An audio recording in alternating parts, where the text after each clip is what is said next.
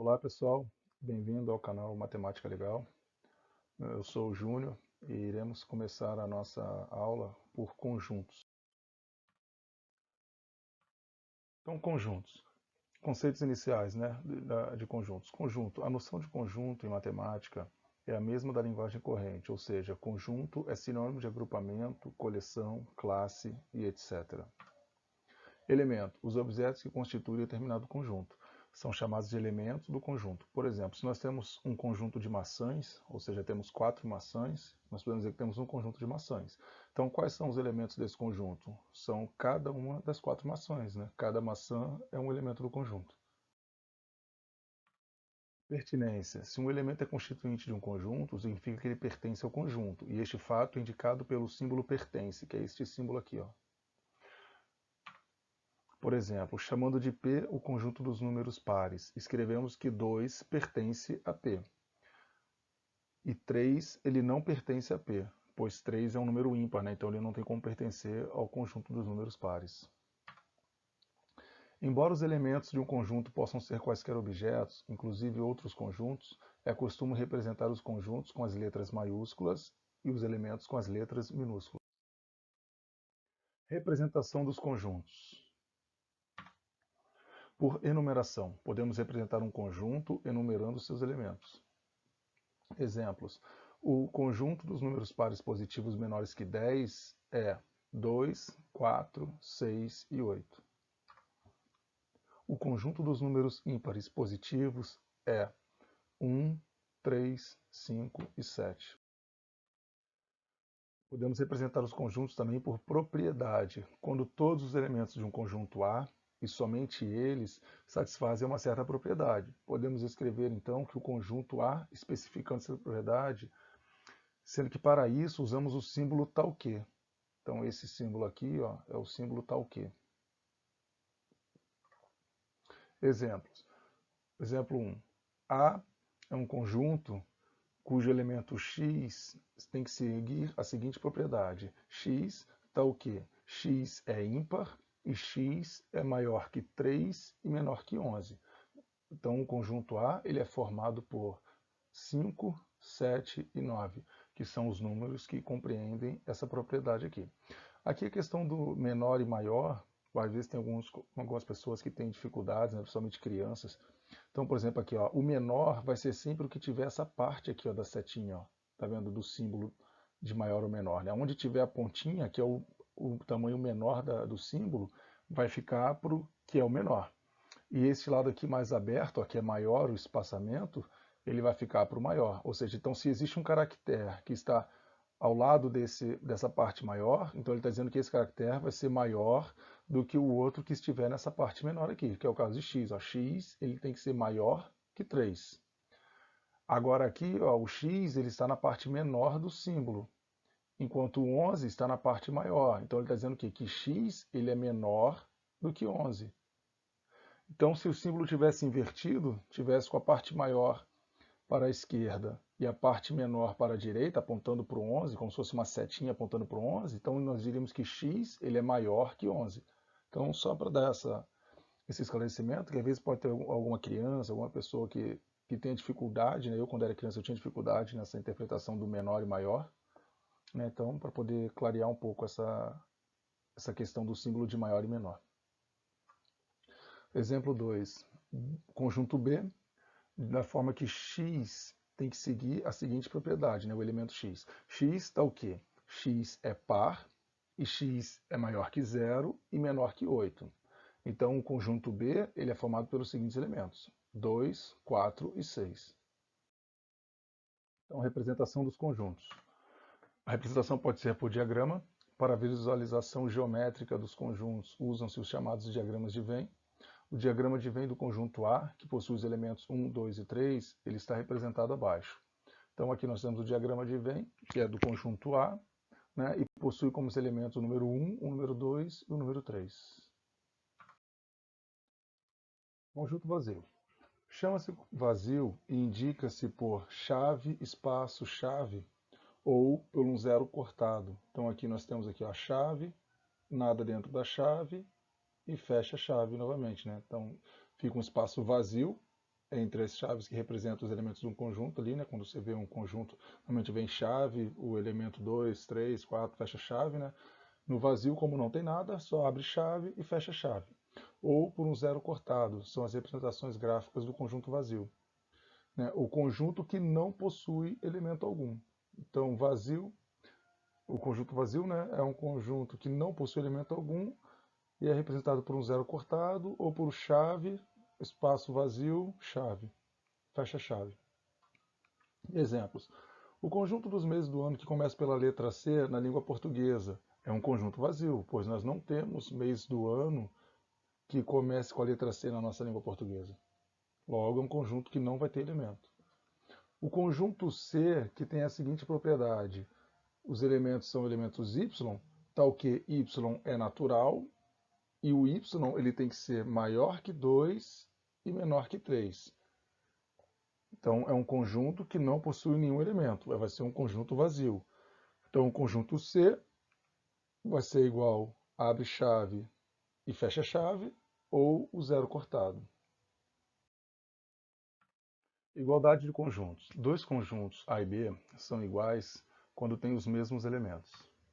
Atenção, na definição de igualdade de conjuntos não há qualquer referência à ordem segundo a qual os elementos de um conjunto são escritos.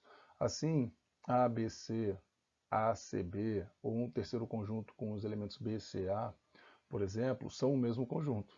E mais, se um conjunto possui os elementos A, P, B, C, C, C, e um outro conjunto, os elementos A, B, C, por exemplo, são um único conjunto também, pois ambos têm os mesmos elementos, apesar de B constar 2 vezes e C constar 3 vezes no primeiro conjunto. Subconjuntos de um conjunto. Se A e B são dois conjuntos, pode ocorrer que todo elemento de A seja também elemento de B. Quando isso ocorre, dizemos que A é subconjunto de B, ou que A é parte de B, ou ainda que A está contido em B.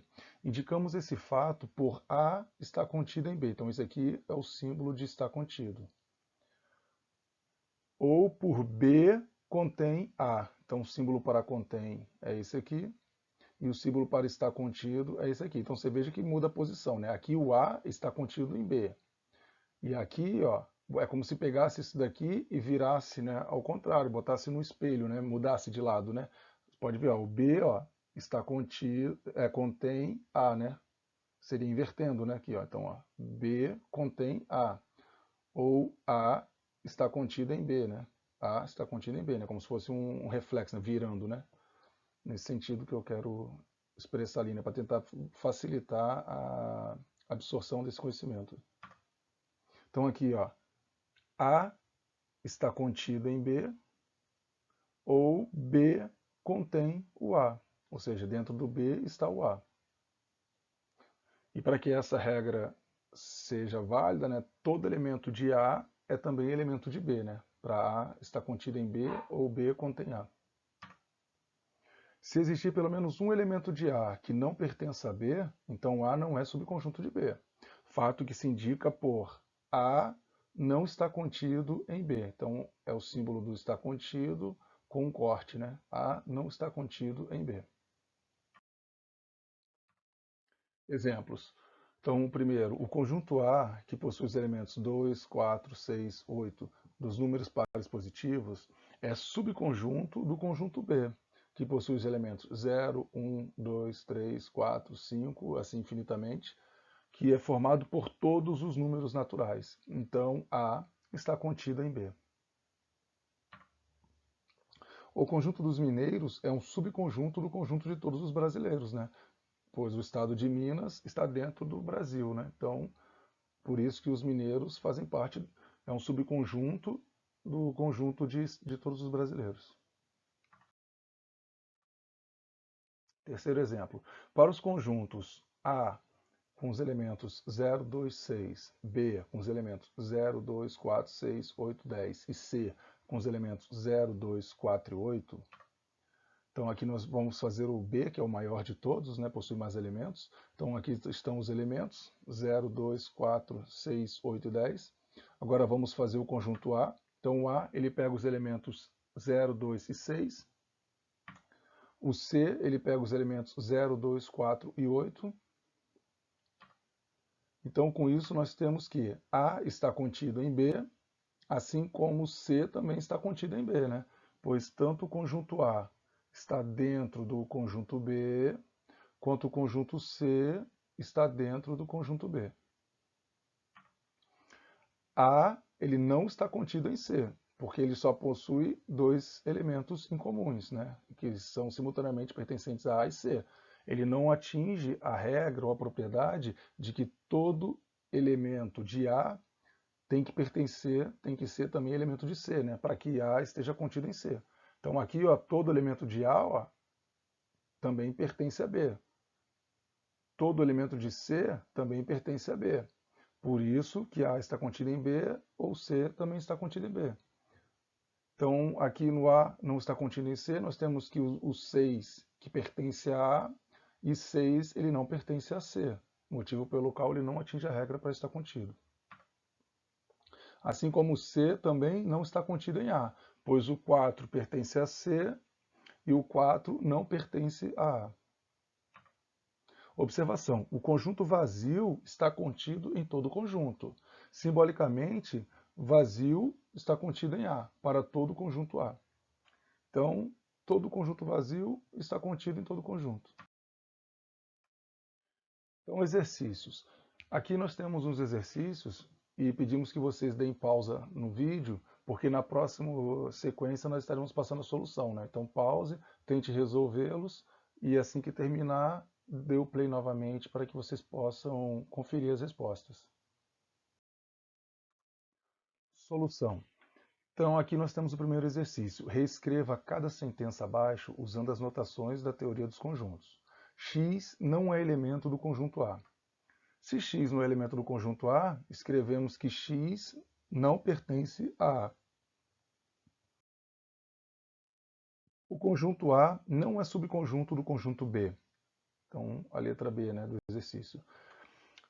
Se A não é subconjunto de B, isso ocorre porque o A não está contido em B. Então, nós escrevemos A não está contido em B. A letra C. X é um elemento do conjunto B. Se X é elemento do conjunto B, escrevemos que X pertence a B. O conjunto A é parte do conjunto B.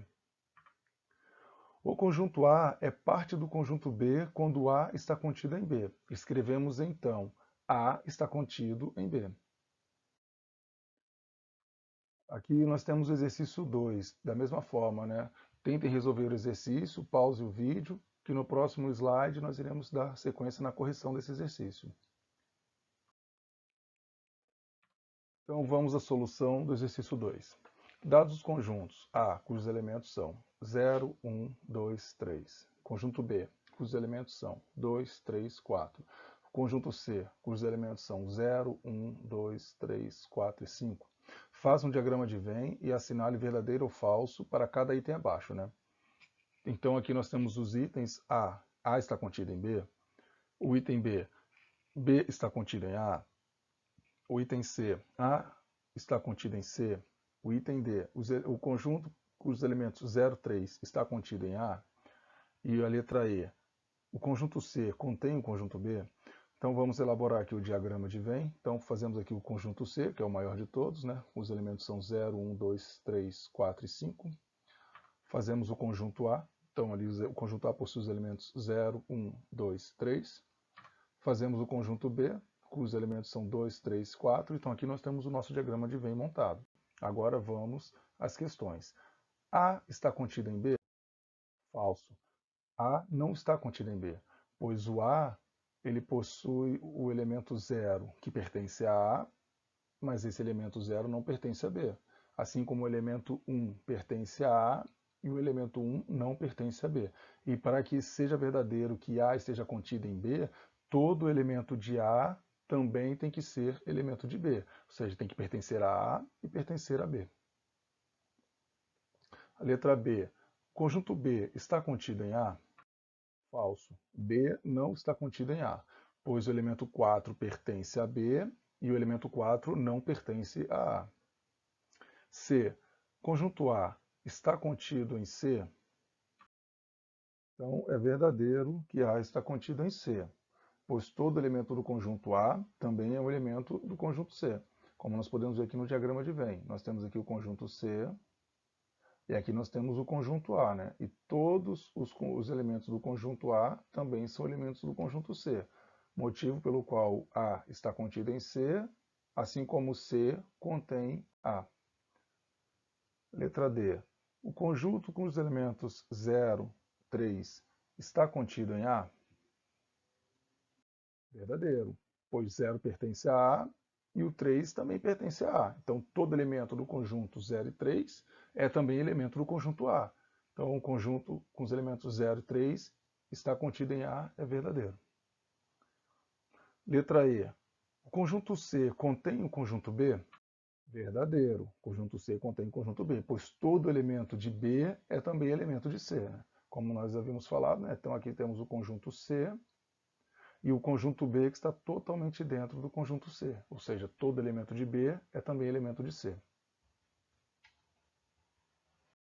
Bem, pessoal, encerramos esse primeiro vídeo aqui sobre conjuntos. O próximo vídeo nós iremos falar sobre operações com conjuntos, tá bom? Espero que vocês tenham gostado, né? E deixar uma mensagem para vocês, né? Se algum de vocês tem falta de sabedoria, peça a Deus, que a todos dá livremente, de boa vontade, e lhe será concedida. Tiago 1:5. Mas ao pedirmos sabedoria, nós temos que buscar alimentar essa sabedoria, né? Buscar estudar, buscar ler, buscar desenvolver o nosso conhecimento também. Tá bom, pessoal? Muito obrigado pela atenção de vocês e até a próxima aula.